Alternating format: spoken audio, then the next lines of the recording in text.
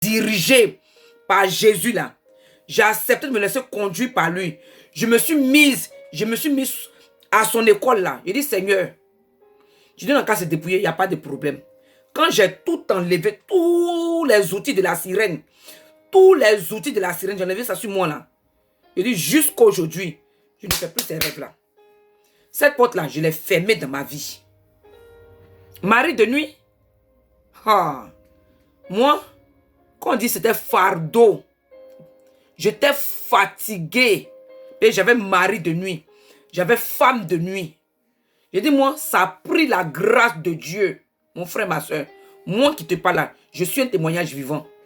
Ça a pris la grâce de Dieu pour ne pas que moi, ange, je sois lesbienne.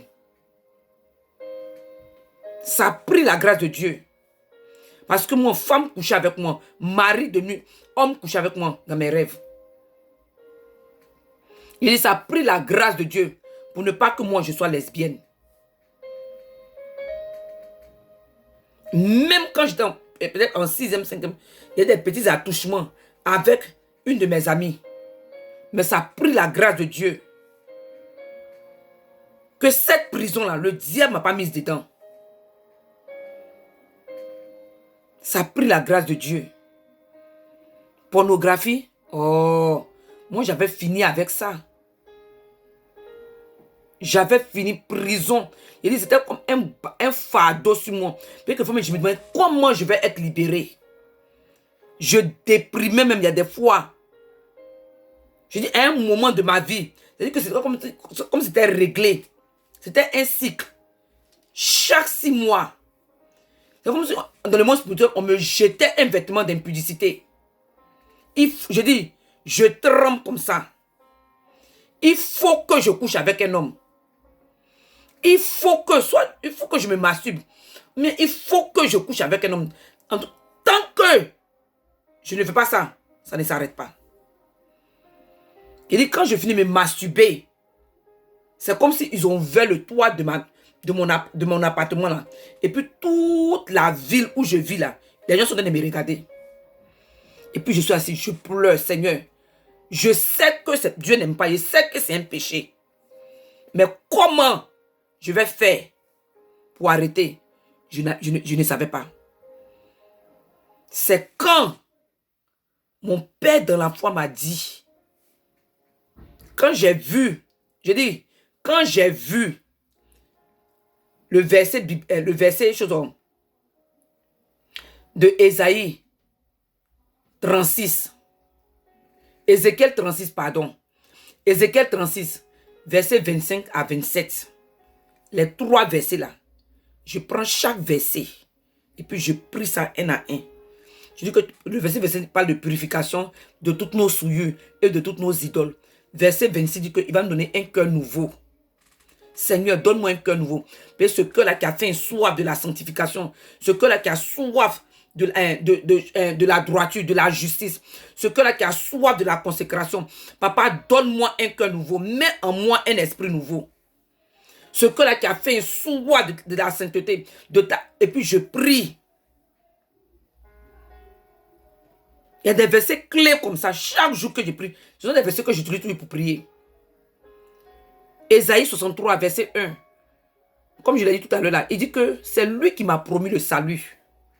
Il dit que c'est lui qui a le pouvoir de me délivrer. Il dit, Seigneur, tu dis que toi, tu as le pouvoir de me délivrer. Ce n'est pas un homme qui a le pouvoir de me délivrer. Moi, on ne m'a pas imposé les mains. Il dit, quand il a dit de me dépouiller, quand il a dit de me dépouiller, enlever tout ce qu'on appelle les outils de la sirène là, sur notre page là. Quand j'ai dit d'enlever ça sur moi, c'était le commencement de ma délivrance. Mais je suis dans la prière maintenant. Seigneur, délivre-moi de la colère. Délivre-moi de la haine. Délivre-moi de la méchanceté. Délivre-moi de la pornographie, de la masturbation, du vol. Papa, délivre-moi. Et puis, j'ai dit, la prière, jusqu'à aujourd'hui. En tout cas, le Seigneur est en train de travailler sur moi. Masturbation, ça fait 3 ans, 4 ans maintenant, que même ma tête même ne va même pas là-bas même. J'ai été délivré de ça. Pornographie, 4 ans, ma tête même, ça dit que même quand ils voient les images Je te vois, tu es mon ami sur Facebook, tu partages les images bizarres. Oh, je t'enlève dans mon... Immédiatement, tu sautes de ma liste d'amis.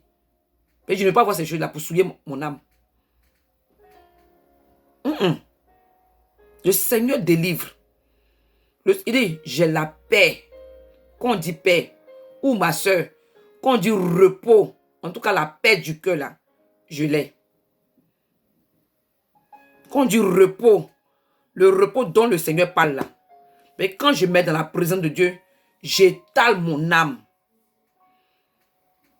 J'étale mon âme, je parle à Dieu. Je verse tout à ses pieds. Je ne prétends pas. Je ne fais pas... C'est-à-dire que je ne suis pas... Comme il dit là, je ne suis pas formel avec lui.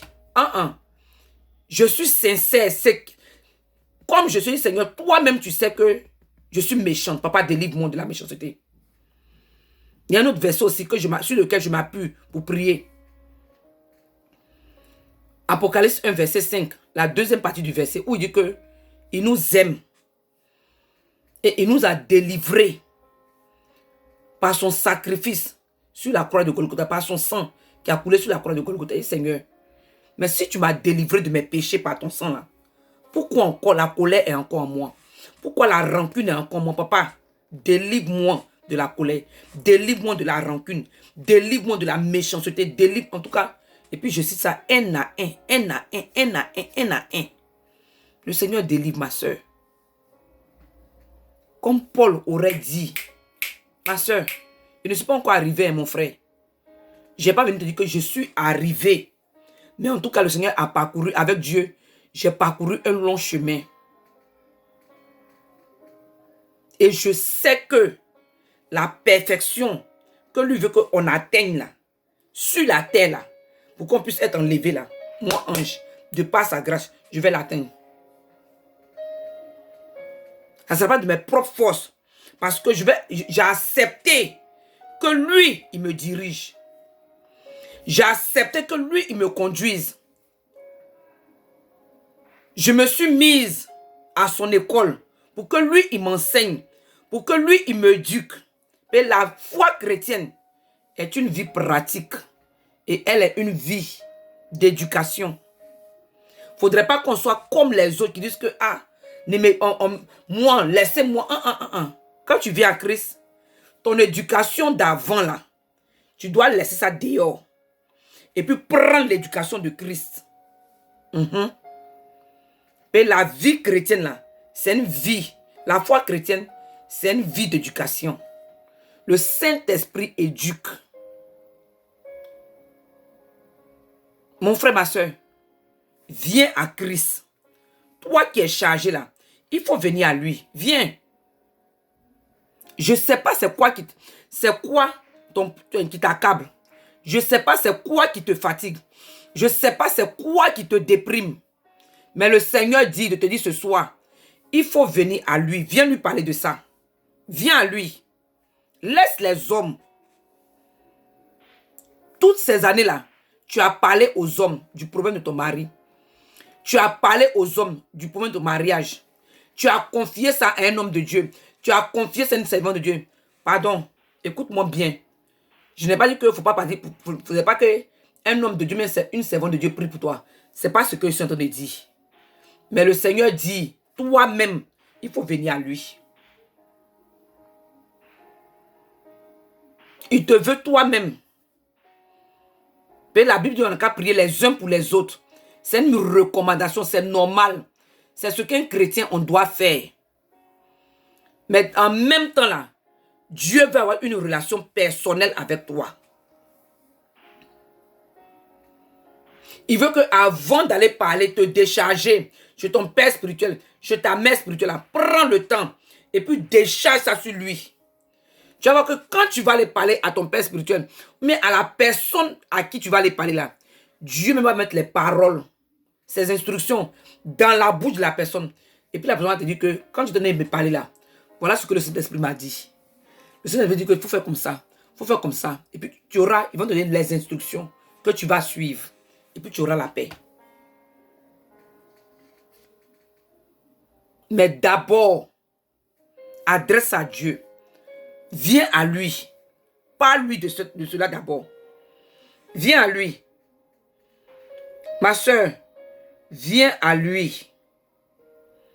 Mon frère, viens à lui. Viens à Dieu. Viens à Dieu.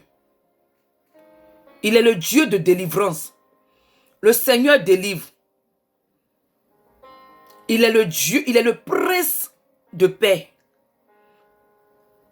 Il est l'admirable conseiller.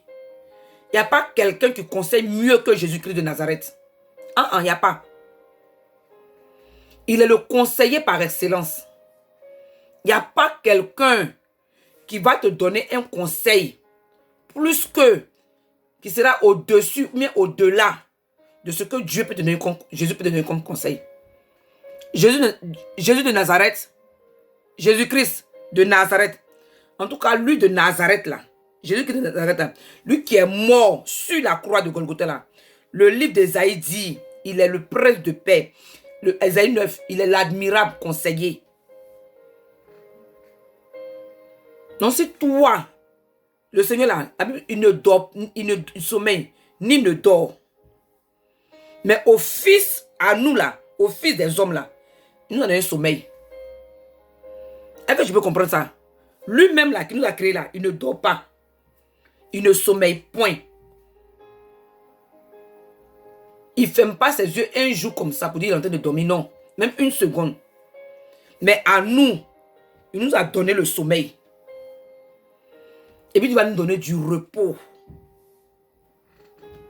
C'est ce Dieu-là que tu sais. Il est tout puissant. Il est grand. Il peut faire toutes choses. Si et seulement si tu acceptes de venir à lui. Tu acceptes de te laisser diriger par lui. Et tu te mets sous son école.